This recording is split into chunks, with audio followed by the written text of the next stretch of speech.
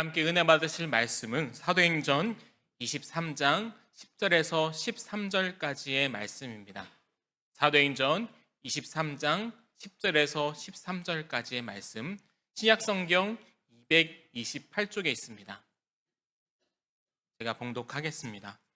큰 분쟁이 생기니 천부장은 바울이 그들에게 찢겨질까 하여 군인을 명하여 내려가 무리 가운데서 빼앗아 가지고 영내로 들어가라 하니라. 그날 밤에 주께서 바울 곁에 서서 이르시되 담대하라. 내가 예루살렘에서 나의 일을 증언한 것 같이 로마에서도 증언하여야 하리라 하시니라. 날이 새매 유대인들이 당을 지어 맹세하되 바울을 죽기 전에는 먹지도 아니하고 마시지도 아니하겠다 하고 이같이 동맹한 자가 40여 명이더라. 아멘.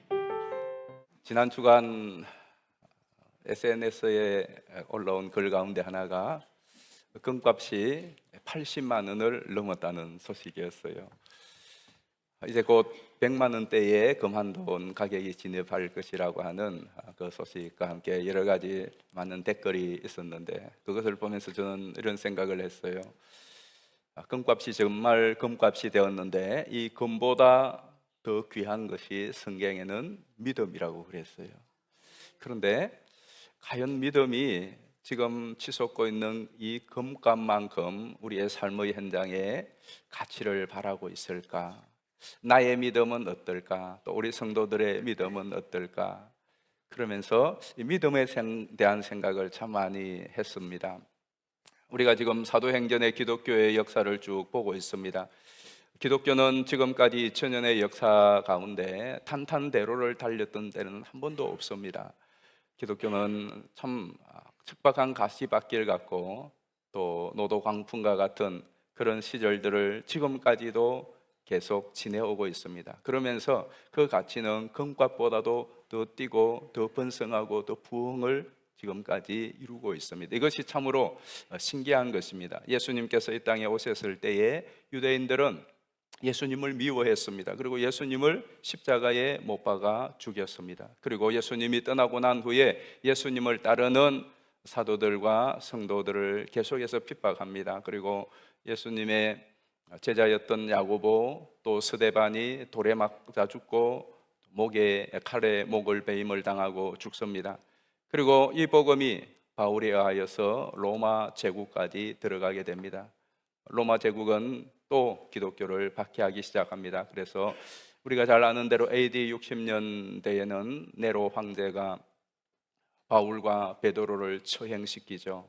그리고 그 후에 도미티안 황제는 AD 90년 초에 안드레 마가, 또 우리가 아는 오네시모 죽입니다.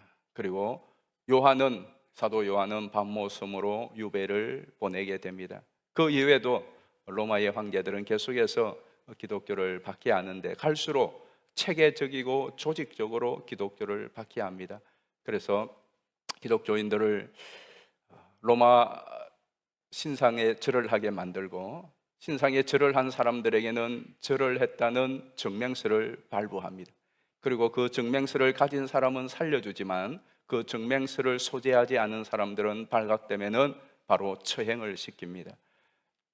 그리고 나중에 BC AD 303년이 되면은 디오클라티누스라고 하는 이 황제는 처음에는 기독교를 박해하지 않았지만 자기의 사위의 부추김을 받아서 기독교를 박해하는데 그는 이렇게 하죠. 교회를 파괴시킵니다. 모이는 그때 당시 예배당도 제대로 변변이 없었지만 기독교인들이 모이는 처소들을 파괴시키고 성경책은 성경이라고 해봤자 지금처럼 성경이 있는 것도 아니고 자기들이 또는 회란 습신 정도고 또 구약 유대인들이 가지고 있던 개종한 율법서 정도일 겁니다. 근데 그 성경들을 다 불태우게 되어집니다. 그리고 기독교인들 중에서 로마 시민권을 가지고 있는 사람들은 시민권을 다 해소해 버립니다. 그래도 계속해서 믿는 사람들은 자기들이 드리는 신에게 제물로 바치는 이런 극악무도한 박해를 계속하게 됩니다. 그런데 놀라운 것은 기록에 보면 이 디오클라티누스 황제 때에 그렇게 어마어마한 박해를, 교회를 파괴하고 성경을 불태우고 기독 신자들을 이렇게 죽이는 그 박해 속에서도 성도들은 계속해서 복음을 전합니다. 그리고 그때 로마 제국의 10%가 기독교인이 되었다고 하는 어마어마한 역사가 있습니다. 그리고 박해를 부추겼던 갈레리우스가 나중에 황제가 되는데, 그는 더 심각한 무시무시한 박해를 가하다가 305년에 왕이 돼서 계속 박해하다가 311년도에 궤저병에 걸리게 됩니다. 아무리 치료를 하고 아무리 의사들을 통하여서 그의 질병을 고치려고 노력을 해보았지만 병세가 점점 심해지자 그는 두려움 때문에 이런 생각을 하게 돼요. 내가 박해하는 이 기독교의 신이 노여움을 타서 내가 이 병에 걸리지 않았는가. 그리고는 AD 311년 4월 30일부로 기독교 박해 중지 명령을 내립니다. 그리고 그는 5월 5일 날 죽습니다. 이렇게 기독교의 박해가 중지되어지고 AD 313년 우리가 아는 대로 밀라노 칙령을 통하여 콘스탄티누스 황제가 기독교와 또 다른 종교들에 대한 자유를 주고 기독교를 공인하게 되어집니다. 이렇게 기독교에 대한 박해가 3세기에 걸쳐 이루어지다가 일단락된 것 같지만, 그러나 그 후에도 계속해서 기독교에 대한 박해는 오늘까지도 북한과 중국과 중동 지역과 나이지리아와 곳곳에서 또 우리나라에도 그 박해의 핍박의 고비가 점점 재어져 오고 있습니다. 중요한 것은 이렇게 어마무시한 박해가 계속되었음에도 불구하고 기독교는 계속해서 발전하고 부흥하고 성장하였더라는 거예요. 그 원인이 무엇일까요?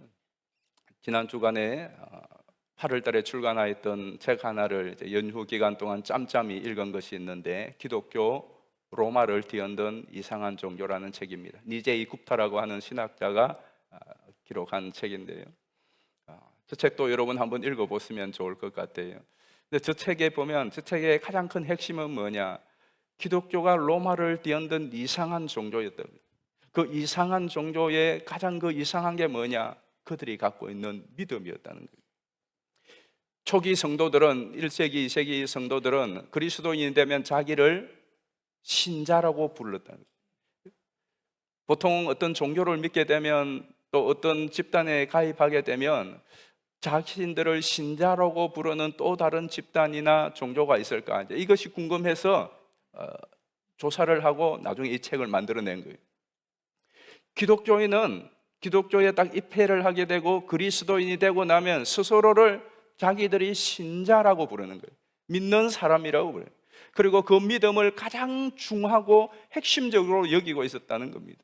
그리고 그 믿음이 결국은 로마 제국을 뒤흔들고 그 믿음이 무시무시한 박해를 이기게 하고 그 믿음을 가지고 죽어가면서도 소망을 잃지 않는 그 믿음이 다른 종교와 다른 집단과 달랐다라는 거예요. 그들이 믿었던 그 믿음의 실체는 무엇이겠습니까? 두 가지였어요. 하나는 예수 그리스도고 하나는 하나님의 나라를 믿는 것이죠. 그런데 이상한 종교였다는 것은 이 믿음이 남달랐어요. 보통 세상의 다른 종교들이나 또 세상의 다른 믿음과 신뢰는 눈에 보이는 거예요. 어떤 확실한 눈에 보이는 손에 잡히는 것에 대하여 존재에 대하여서 믿음과 신뢰를 가지는데, 기독교인들이 가지고 있는 믿음은 보이지 않는 것에 대한 믿음이, 없는 것에 대한 믿음인 겁니다. 우리의 믿음이 그렇지 않습니까? 우리는 예수님을 믿습니다. 예수님을 여러분 본 적도 없고 저도 본 적이 없습니다. 예수님 우리의 육의 눈으로 볼 수 있는 그런 지금 존재가 아닙니다. 우리는 하나님의 나라를 믿고 천국을 믿습니다. 그러나 우리는 천국을 본 적도 없습니다. 천국에 가본 적도 없습니다. 천국에 갔던 사람이 지금 와서 증언하는 것도 아닙니다. 천국을 눈으로 볼 수 있는 것도 아닙니다. 기독교의 믿음의 가장 하이라이트는 이 현실의 문제가 아니라, 눈에 보이는 어떤 것이 아니라 보이지 않는 하나님과 보이지 않는 하나님의 나라를 믿는 거예요. 그런데 그것이 역으로 보면 기독교인들에게 가장 큰 힘이요 소망이었다는 겁니다. 이 세상에 눈에 보이는 그 어떤 것을 가지고 어떤 권력을 가지고도 금권으로도 그들을 유혹하고 넘어뜨릴 수 있는 것이 없더라. 넘어뜨릴 수가 없는 이유가 뭐냐? 그들은 믿음을 가지고 있는데 보이지 않는 이 세상에 없는 그것에 대한 믿음을 가지고 있으니까 있는 것을 가지고 보이는 것을 가지고 흔들 수가 없더라는 겁니다. 그래서 도리어 그들이 흔들렸다라는 것이에요. 저는 이 글과 또 이 말씀을 보면서 정말 나의 믿음에 대해서 한번 깊이 생각해 보았어요. 그리고 오늘 우리 서울서교회 어린아이부터 노년까지 우리 성도들을 떠올리면서 믿음의 지금 상태에 대해서 한번 생각을 해보았습니다. 이들이 그 혹독한 박해와 무시무시한 핍박 가운데서 그 믿음을 붙들고 그 믿음으로 승리를 하고 돌파를 하였다면, 오늘 우리들이 가지고 있는 믿음은 그들의 믿음과 사도들의 믿음과 다르지 않는 믿음인데, 나는 이 믿음을 가지고 이 어려운 현실을 견뎌내고 내일이 보이지 않는 불투명한 미래에 대하여 두려움과 염려와 불안에 빠지는 것이 아니라 내일에 대한 소망을 말할 수 있는 그 근거가 내가 믿는 믿음에 있는가? 나는 무엇을 믿는가? 여러분은 무엇을 믿습니까? 이분들이 믿었던 믿음의 하이라이트가 무엇일까요? 우리가 계속 보고 있는 사도 바울은 무엇을 믿고 그 어려움과 시련과 고난 가운데서 견디고 또 내일을 향한 꿈을 꿀 수가 있었습니까? 한 가지예요. 저는 여러분들이 오늘 이 믿음을 굳게 붙드시기를 바랍니다. 주님이 우리와 함께 계신다는 믿음인 것입니다. 아멘이십니까? 한번 따라 하십시다. 주님이 나와 함께 하신다. 는 사실이 여러분들에게는 어떻습니까? 예수님이 나와 함께 하신다. 어느 날 문득 예수님이 나와 함께 하신다는 생각을 했어요. 그때에 여러분은 어떤 마음이 됐어요? 정말로 예수님이 나와 함께 하신다는 이 사실이 나에게 힘이 되고 소망이 되는가 하는 것입니다. 베드로는 믿음의 어려움을 당하고 있는 성도들을 향하여서 격려하고 칭찬하면서 이런 말씀을 합니다. 우리 베드로전서 1장 7절 말씀 보실까요? 너희 믿음의 확실함은 불로 연단하여도 없어질 금보다 더 귀하여 예수 그리스도께서 나타나실 때에 칭찬과 영광과 존귀를 얻게 할 것이니라. 예수를 너희가 보지 못하였으나 사랑하는도다. 이제도 보지 못하나 믿고 말할 수 없는 영광스러운 즐거움으로 기뻐하니. 아멘. 잘 보세요. 7절에 보면 믿음의 특징이 금보다 귀하다고 그랬어요. 금보다 귀하다고. 정말 여러분이 가지고 있는 믿음은 금보다 더 귀한 믿음이 맞습니까?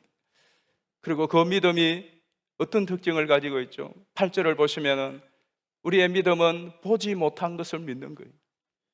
보지 못한 것을 믿는 거예요. 여기에 놀라운 신비가 있는 거예요. 지금 내게 당장 없는 그것을 믿는 거예요. 믿음은 그래서 바라는 것이라고 그랬어요. 그 바라는 것이 헛된 것을 바라고 물거품이고 안개와 같이 사라지는 그런 신기류와 같은 것이 아니라 보이지 않는 것을 바라고 없는 것을 바라는데 그것이 나중에 실상이 되는 것. 그것이 바로 믿음이라는 것입니다. 사도 바울이 30대 초반에 예수님을 만납니다. 예수 그리스도는 없다고, 그리고 예수 그리스도를 믿는 또 이 믿음의 도를 전파하는 사람들을 사회에 무리를 일으키는 불량배들과 같이 취급을 하고, 이런 종교는 지구상에서 말살시켜야 된다고 열심을 품고 기독교를 말살하기 위하여 달려가다가 30대 초반에 예수님을 만나고 나서 남은 30년의 생은 60이 넘는 시간까지 30년을 오롯이 예수 그리스도 이 생명의 복음을 전하는 일을 위하여 온 아시아와 유럽 대륙을 다니면서 복음을 전하였습니다. 그리고 당시 제국의 수도였던 로마에까지 가서 복음을 전하리라고 하는 그 비전을 품고 예루살렘에 도착을 하였습니다. 예루살렘에 도착하자마자 그는 성도들의 환대를 받았지만 그것도 잠시 다시 유대인들의 박해를 받아서 로마 군대장인 천부장이 그를 간신히 구해주지 않았더라면 돌에 맞아 죽을 뻔한 위기를 넘깁니다. 그리고 다시 산헤드린 공회 앞에서 신문을 받다가 또 산헤드린 공회원들의 그 분노에 하여서 목숨을 잃을 위기를 당하자 오늘 우리가 읽은 본문 10절 말씀 다시 한번 보실까요? 10절을 보시면 군중들이 찍힐까 봐서 바울을 천부장이 급히 또 빼냅니다. 그리고는 영내에 있는 감방에 가두게 됩니다. 2번이나 폭도들에 의해서 죽을 위기를 간신히 넘긴 바울이 그날 밤 감방에서 느끼는 감정이 어떠했겠습니까? 바울이 예루살렘에 올 때에 성령님께서 또 수많은 선견자들이 당신이 그곳에 가면은 위험을 당할 것이고 결박을 당할 것이고 고난을 당할 것이라고 예언했습니다. 바울도 그것을 알았습니다. 그럼에도 불구하고 바울은 죽기를 각오하고 죽음을 결심하고 예루살렘에 왔습니다. 하지만 막상 당하고 나면 마음이 그렇게 가볍지는 않습니다. 여러분이 각오를 하고 죽을 결심을 하고 직장에 나가고 또 가정을 꾸려가고 사역을 하지만 고생 각오했어요. 그럼에도 불구하고 막상 고난과 시련이 닥치면 힘듭니다. 너무나 힘들고 외롭고 고립무원과 또 사면초가와 같은 그 밤입니다. 12절 13절에 보면은 바울을 죽이기 위하여 눈앞에서 바울을 놓쳐버린 유대인들은 이제 이 바울이 다시 영 밖으로 나오면은 그를 죽이지 않고는 우리가 먹지도 마시지도 않겠다고 테러리스트 40명이 잠복을 하고 있습니다. 정말 사면초가와 같고 고립무원과 같은 이러한 상황에 밤을 맞이했을 때 바울의 마음이 어떠했겠습니까? 그 밤에 예수님이 말씀하시는 거예요. 오늘 11절입니다. 우리 11절 다시 한번 보실까요? 그날 밤에 주께서 바울 곁에 서서 이르시되 담대하라. 내가 예루살렘에서 나의 일을 증언하는 것 같이 로마에서도 증언하여야 하리라 하시니라. 아멘. 자, 이 말씀에 보면 예수님께서 그날 밤은 산헤드린 공회에서 곤욕을 치르고 이제 영박해는 내일 바울이 언제든지 영 밖으로 나오기만 하면, 날이 새기만 하면은 저 바울을 반드시 잡아 죽이겠다고 계리한 테러리스트 40명이 버티고 있는 그날 밤, 두려움과 염려와 어쩌면 부러움과 외로움과 뭐라고 말로 다 표현할 수 없는 막막함과 답답함이 있는 그날 밤에 예수님이 나타나시는 거예요. 그리고 예수님께서 힘내라고, 용기를 잃지 말라고, 너 여기가 끝이 아니야. 오늘 예루살렘에서 복음을 전한 것처럼 다음 날, 내일, 모레 너 반드시 로마에서도 복음을 전하게 될 것이야 라고 말씀을 하고 있는 거예요. 우리가 이 본문을 보면 주께서 바울 곁에 서서 그날 밤에, 이 말씀을 보면 얼핏 이렇게 우리가 오해할 수 있습니다. 예수님은 우리가 찾고 우리가 기도할 때에만 반짝 나타나시고 결정적인 어떤 순간에 우리에게 나타나시고 다른 때는 딴 곳에 가서 계시지 않는가 하는 생각이, 우리 그런 생각이 들 때가 있지 않습니까? 왜 우리가 주님 앞에 그렇게 부르짖어야 되는가? 주님을 왜 찾아야 되는가? 주님은 어디서 뭘 하고 계시다가 우리가 부를 때에, 우리의 위기의 순간에, 우리가 정말 절체절명의 어려움에 당했을 그때서야 나타나시는가? 아니요, 그게 아니라는 거죠. 주님은 늘 우리 곁에 항상 우리와 함께 계시는 줄 믿습니다. 우리 신명기 말씀 보실까요? 31장 6절입니다. 너희는 강하고 담대하라. 두려워하지 말라. 그들 앞에서 떨지 말라. 이는 내 하나님 여호와 그가 너와 함께 가시며 결코 너를 떠나지 아니하시며 버리지 아니하실 것임이라 하고. 아멘. 잘 보십시오. 우리와 함께 하세요. 그런데 결코 너를 떠나지 않아요. 그러니까 하나님은 우리와 함께 하시는데 멀리 갔다가 출장 갔다가 또 다른 일 하시다가 우리가 급하고 우리가 부르고 찾을 때에 다시 컴백하시는 것이 아니라 항상 우리와 함께 하신다는 것이. 근데 이것이 구약뿐만 아니라 신약에도 마찬가지예요. 예수님께서 제자들과 함께 하시다가 승천하시기 직전에 제자들을 향하여 하신 마지막 말씀이 무엇입니까? 마태복음 28장 20절입니다. 이 부분은 다 같이 읽어보겠습니다. 내가 너희에게 분부한 모든 것을 가르쳐 지키게 하라. 볼지어다 내가 세상 끝날까지 너희와 항상 함께 있으리라. 아멘. 세상 끝날까지, 여러분의 호흡이 끝나는 그날까지 우리와 항상 함께 있으리라 말씀하셨습니다. 잠시 급할 때만 아니라, 우리 찾을 때만 아니라 언제나 변함없이 우리와 함께 하시는 예수님인 줄 믿습니다. 그런데 중요한 것은 우리가 그것을 느끼지 못해, 우리가 그것을 인식하지 못해. 바울이 돌에 맞을 때에 바울이 다른 사람들로부터 몸이 찢겨질, 그리고 구금을 당할 그때에 예수님은 다른 곳에 있고 예수님은 바울과 거리가 떨어진 곳에 있었다가 그날 밤에 바울 곁에 나타난 것이 아니라 항상 바울과 함께 있었어요. 항상 바울과 함께 있었어요. 그런데 그날 밤에 나타난 것은 내가 너와 항상 함께 있었다는 것에 대한 확인인 것이, 이걸 잊지 마세요. 우리가 하나님 주님을 부르짖고 주님을 찾을 때에 주님이 우리에게 말씀하시기도 하고 우리를 만져주시기도 해요. 날마다 시간마다 지금 이 시간도 여러분 곁에 주님은 함께 계시는 줄 믿습니다. 그런데 우리가 주님을 묵상할 때, 주님을 부르짖을 찾을 때에 그때에 주님이 나와 함께 계심을 내가 경험해요. 근데 그것은 다른 곳에 계시다가 주님이 나에게 와서 경험하는 것이 아니라 평소에도 늘 우리와 함께 계셨는데 우리가 느끼고 우리가 경험하지 못했을 뿐이에요. 그리고 오늘 이 시간에 내가 경험하는 것은 내가 너희들과 항상 함께 있었는데 그것을 확인시켜주고 확신시켜 주시는 거예요. 그럼 우리 이렇게 말씀할 수가 있죠. 그럼 왜 이렇게 고난과 어려움을 하나님께서는, 예수님께서는 곁에 계시면서 내버려 두느냐? 거기는 다 이유가 있지 않겠습니까? 또 하나는 주님이 우리와 함께 계셨기 때문에 그 고난과 그 마정과 그 갇힘 속에서도 견뎌내고 버틸 수 있었다는 것입니다. 그리고 결정적인 순간에 봐라, 내가 너와 함께 이렇게 있다라고 알려주는 거예요. 바울이 고린도 교회를 향하여 쓴 편지에서 이 사실을 증언하고 있습니다. 고린도전서 15장 10절 말씀 보겠습니다.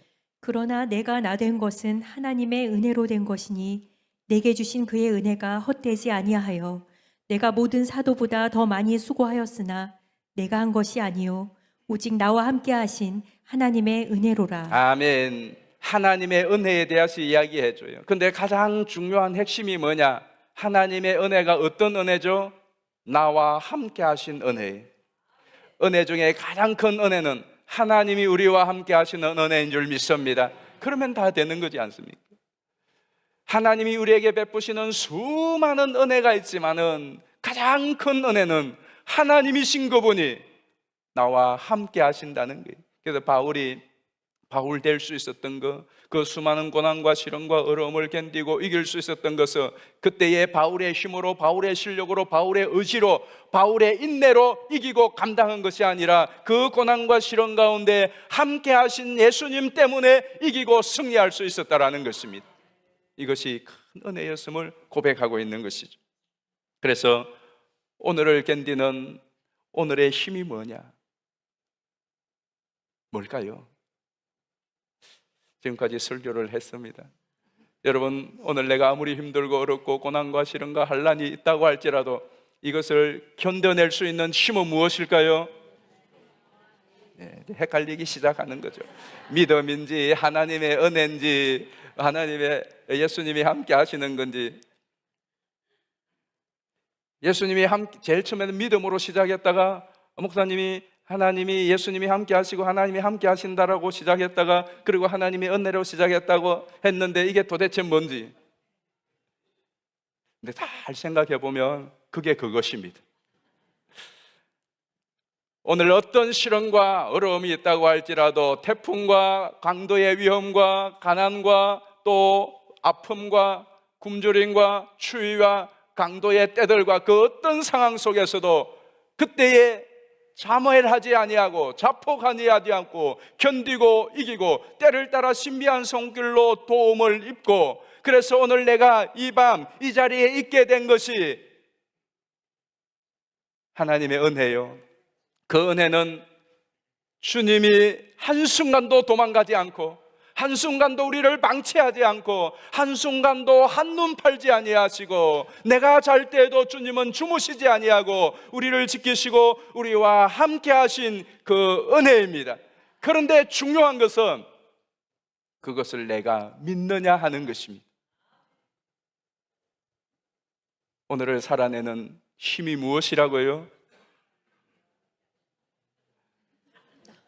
설교를 30분, 40분 하면 뭐 합니까? 여러분이 하나라도 알고 나가야 되지 않겠습니까?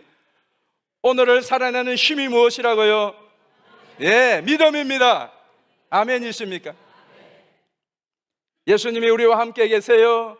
하나님께서는 우리에게 많은 은혜의 약속들을 하셨고 은혜를 베푸세요. 그런데 그것이 실제로 나에게 힘이 되고 능력이 되는 실제가 되는 것은 뭐냐? 그 사실을 믿는 믿음인 것입니다. 하나님이 함께 계심을 믿으시기를 바랍니다. 교회에 나올 때마다 말씀을 들을 때마다 찬양할 때마다 기도를 드릴 때에도 이 믿음을 다시 한번 굳게 하시기를 예수님의 이름으로 축복합니다. 예수님께서는 사도 바울에게 나타났습니다. 뭘 주려고 나타난 것입니까? 믿음을 주고 싶은 것입니다. 힘을 주고 용기를 주고 싶은 것입니다.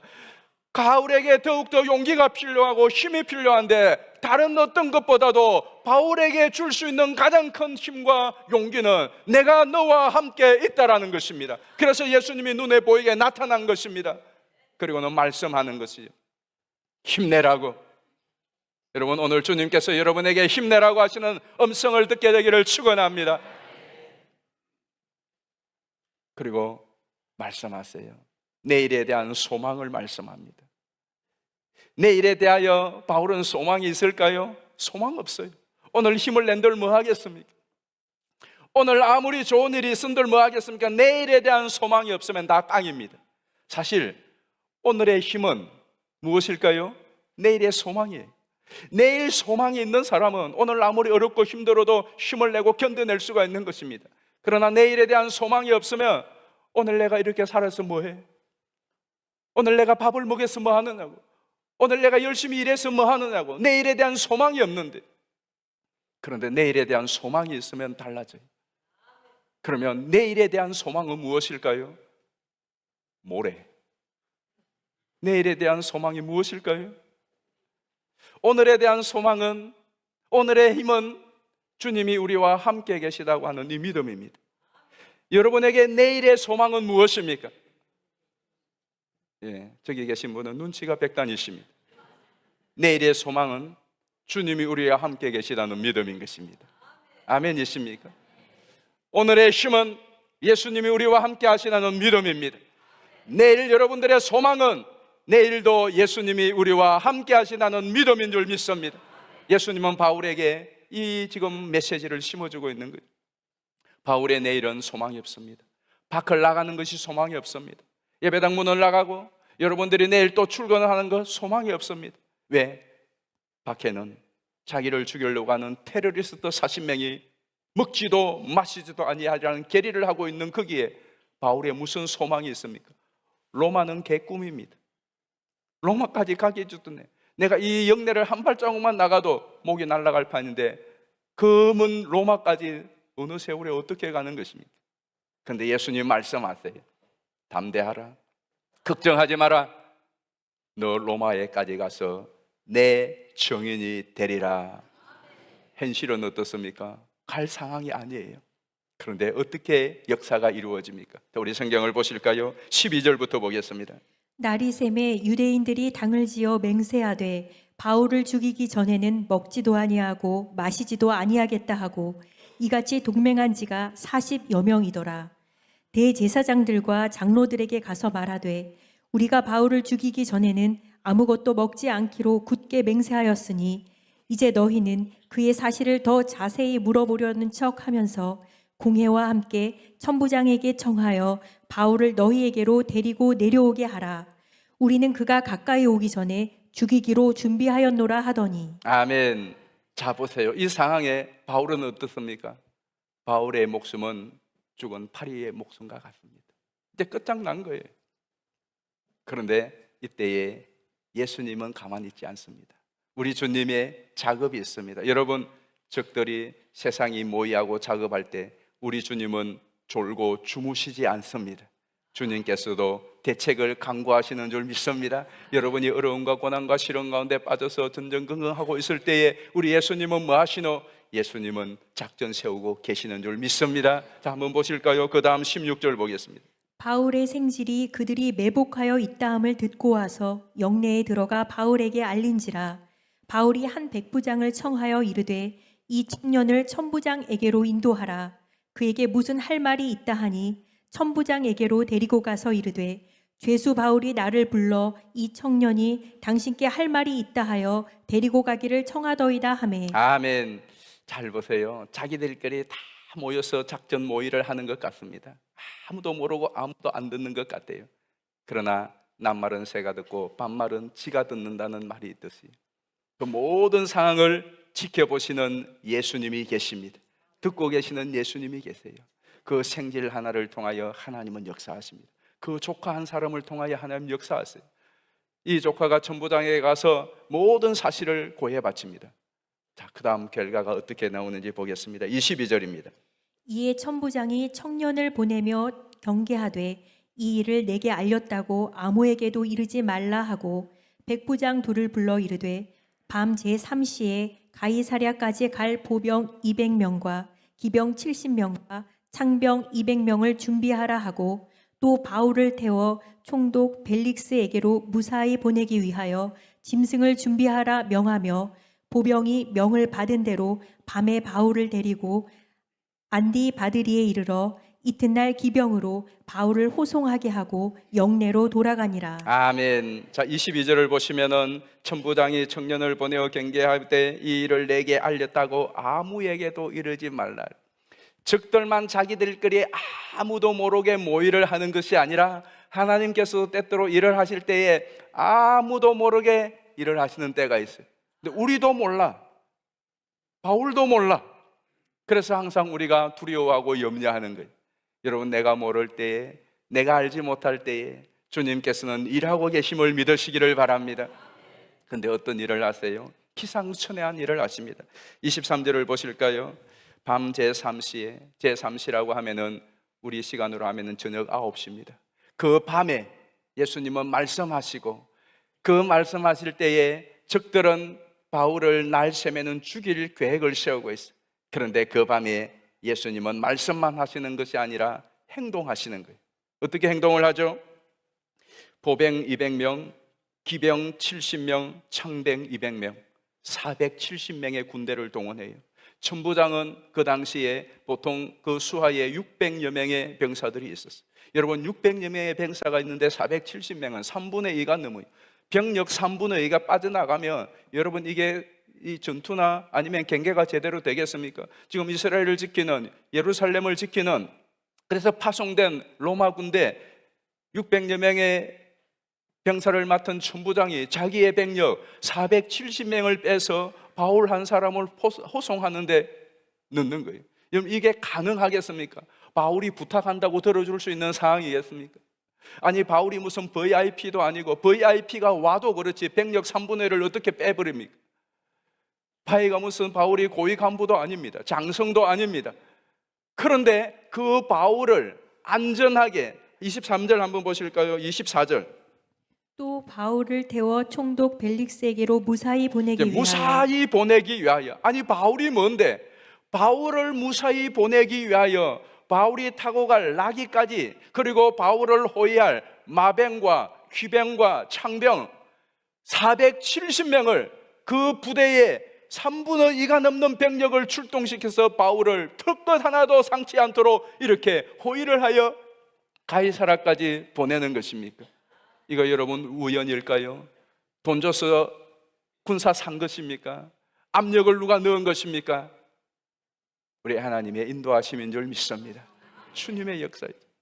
에스더서에 보면은 하만의 계계로 인하여서 모르드게가 내일 아침에 장대에, 하만이 세운 장대에 달릴 지경이 되었고, 이스라엘 백성들은 왕의 의인을 찍어서 다 멸절하기로 그렇게 되어 있었습니다. 그런데 하룻밤 사이에 아하수에로 왕이 잠이 오지 않아서 역사책을 읽다가 이 모든 전세가 뒤집어집니다. 이 모든 것에 보이지 않지만 하나님이 개입하신 줄 믿습니다. 오늘 이 천부장이, 물론 바울이 로마 시민권자인 줄 알고 혹시 자기에게 우환이 닳게 했지만 그래도 지나친 거예요. 그래도 지나친 거예요. 이렇게까지 할 수 있도록 인도하신 분이, 눈에 보이지 않지만 우리 주 예수 그리스도인 줄 믿습니다. 11절 말씀 다시 한번 큰 소리로 읽어보겠습니다. 시작. 그날 밤에 주께서 바울 곁에 서서 이르시되 담대하라. 내가 예루살렘에서 나의 일을 증언한 것 같이 로마에서도 증언하여야 하리라. 로마에서도 증언하여야 하리라. 오늘은 고사하고 지금 당장 로마까지 갈 수 있는 여건이 아닙니다. 밖만 나가면 그는 테러리스트에 의해서 언제 죽을지도 모릅니다. 그런 그 바울을 향하여 예수님이 너 내일 괜찮아, 너 로마까지 갈 거야, 넌 죽지 않아 라고 말씀했는데, 말씀은 좋습니다. 그런데 실제는 그게 가능하느냐 말입니다. 그런데 바울 예수님의 말씀대로 어떻게 가죠? 조금 전에 우리가 읽은 그 말씀대로 정말로 우리의 생각을 뛰어넘고 아무도 상상할 수 없는 천부장이 그의 군사 470명을 동원하여서 바울의 머리털 하나도 상지 않도록 그를 가이사라까지 호송해 가는 것입니다. 지도새도 모르게 닭 쫓던 게 지붕 쳐다보는 것처럼 그를 죽이려고 하는 40명의 결사대는 다음날 아침에 갑자기 사라져버린, 바울이 공중분해된 것도 아니고 사라져버린 이 광경 앞에 얼마나 황당했겠습니까? 이것이 주님이 하시는 일인 줄 믿습니다. 그러므로 여러분, 내일에 대한 소망, 내일에 대한 희망, 우리 눈에 당장 보이지 않는 것 때문에, 우리 상황 때문에 절망하고 포기하고 낭망하지 마시기 바랍니다. 주님께서는 여러분의 내일을 예비하고 준비하고 인도하시기에 능한 분인 줄 믿습니다. 비록 우리 눈에 보이지 않지만은, 우리는 다 예측할 수 없지만은, 그러나 우리 주님께서는 저와 여러분을 버리지 아니하시고 오늘뿐만 아니라 내일도 저 천국에 이르는 그날까지 우리와 함께 하시는 줄 믿습니다. 옛날 우리 선배들, 우리 할아버지 할머니들이 참 많이 불렀던 찬양 가운데 이런 찬양이 있습니다. 고요한 바다로 저 천국 향할 때 주 내게 순풍 주시니 참 감사합니다. 그 찬양 아세요? 고요한 바다로 저 천국 향할 때 주 내게 순풍 주시니 참 감사합니다. 그런데 문제는 그게 1절로 끝납니다. 2절이 되면은 큰 풍랑이 일어나가 나와요. 바로 2절에 큰 풍랑이 일어나 나 쉬지 못하나. 그러나 놀라운 역전이 있습니다. 이 풍랑 인연하여서 더 빨리 나아갑니다. 때로는 우리가 순풍을 타고 천국길을 가는 것 같아요. 그러나 그거는 잠깐입니다. 1절로 끝나요. 그 다음 절부터는 큰 풍랑이 일어나 나 쉴 수가 없어요. 그러나 그 큰 풍랑으로 쉴 수 없는 것 때문에 파손되는 것이 아니라 도리어 그 풍랑 인하여 더 빨리 나아가는 것이 믿음의 신비인 것입니다. 왜 그럴까요? 우리의 믿음이 금보다 귀하고, 우리의 믿음이 오늘의 현실을 이기고, 우리의 믿음이 보이지 않는 내일의 소망이 되는 이유는 무엇일까요? 전능하사 천지를 만드신 하나님 아버지, 우리를 사랑하사 우리를 위하여 십자가에 죽으시고 부활하셔서 살아계시고 하늘과 땅의 권세를 가지신 예수 그리스도와 믿는 우리와 함께 하시기 때문에 그렇습니다. 그리고 함께 하시는 예수님은 믿는 자들 가운데 역사하여 주십니다. 관건은 저와 여러분의 믿음인 것입니다. 바울은 그렇게 위기를 탈출하여 가이사라까지 가서 가이사라 앞바다에서 파손당하지 않았습니다. 그는 예수님의 말씀대로 로마까지 갑니다. 로마의 한복판에서 그는 예수 그리스도의 생명의 복음을 전합니다. 그리고 그의 사명이 끝나고 죽음을 앞둔 직전에 그는 이렇게 하나님을 찬양하고 있습니다. 디모데후서 4장 17절입니다. 주께서 내 곁에 서서 나에게 힘을 주심은 나로 말미암아 선포된 말씀이 온전히 전파되어 모든 이방인이 듣게 하려 하심이니 내가 사자의 입에서 건짐을 받았느니라. 주께서 나를 모든 악한 일에서 건져내시고 또 그의 천국에 들어가도록 구원하시리니 그에게 영광이 세세 무궁토록 있을지어다. 아멘. 아멘. 주께 더 곁에 서서, 주께서 곁에 서신 그 예수님이 예루살렘의 한 영내에서뿐만 아니라 고린도에서도 빌립보에서도 예수님을 만난 그날부터 오늘 로마에까지 예수님께서는 바울 곁에 서서 한시도 떠나지 않으셨습니다. 그리고 바울과 함께 그 비바람을 맞으며 때로는 돌에 맞으며 감옥에 갇히면서 그 바울이 주신 사명을 감당하도록 곁에서 도우셨습니다. 그리고 천국에 들어갈 그때까지 주님은 바울과 함께 하실 소망을 가지고 이 편지를 썼습니다. 오늘 우리도 마찬가지예요. 예수님은, 바울의 예수님은 믿는 저와 여러분의 예수님인 줄 믿습니다. 여러분 모두가 이 믿음을 가지고, 나와 함께 하시는 예수님께 대한 이 믿음을 가지고 오늘을 승리할 수 있기를 축복합니다. 그리고 우리와 함께 하시는 그 주님께 대한 믿음을 가지고 내일도 모레도 여러분의 인생의 호흡이 끝나는 그날까지 여러분이 맡은 사명의 자리에 승리하시기를 예수님의 이름으로 축원합니다. 우리 함께 찬양하겠습니다. 이 믿음 더욱 굳세라, 이 믿음도 없으시라. 이 믿음은 주님이 우리와 함께 하시는 믿음. 오늘도 내일도 모레도 저 천국에 이를 때까지 어떤 상황에도 우리와 함께 하시는 이 믿음, 이 믿음이 오늘을 사는 힘이요, 이 믿음이 내일에 대한 소망이 되시기를 바래. 여기에 모인 우리, 여기에 모인 우리 주의 은총 받은 자여라. 주의 은총 받은 자여 그렇습니다. 주께서 이 자리에 주께서 이 자리에 함께 계심을 함께 계심을 아노라. 언제나 주님만을 찬양하며 따라가리니 시험을 당할 때도 함께 계심을 믿노라. 함께 계심을 믿노라. 아멘. 이 믿음도 굳세라. 주가 지켜주신다. 주가 지켜주신다.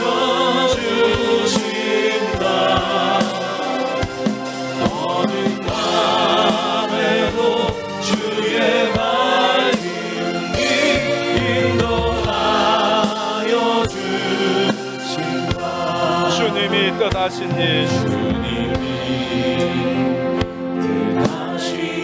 헤아리기 어렵더라도 헤아리기 어렵더라도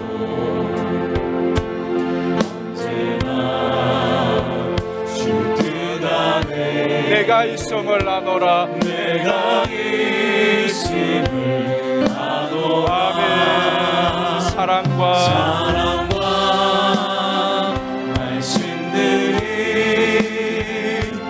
나를 더욱 새롭게 하니 때로는 넘어져도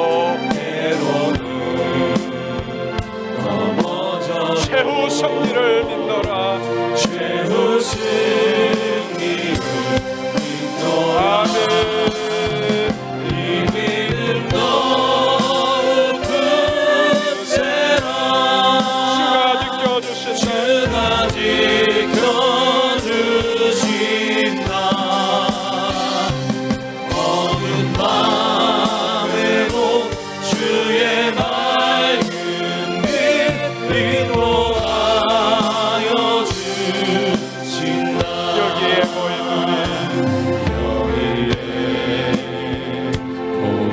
우리 사랑받는 주의 자녀 주께서 떠나시니 주께서 뜻하신 우리를 통해 펼치신다. 우리를 통해 펼치신다. 우리 다 자리에서 일어나서 찬양하겠습니다. 고통과 슬픔 중에 더욱 주님 의지하오니 어려움 이겨내고 주님 더욱 찬양하라. 주님 더욱 찬양하라. 아멘. 이 믿음 더욱 굳세라. 주가 지켜주신다.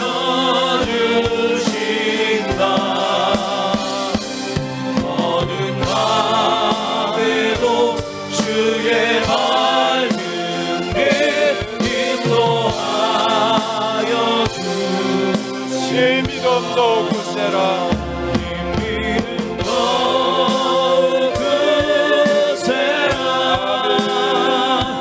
주가 지켜주신다.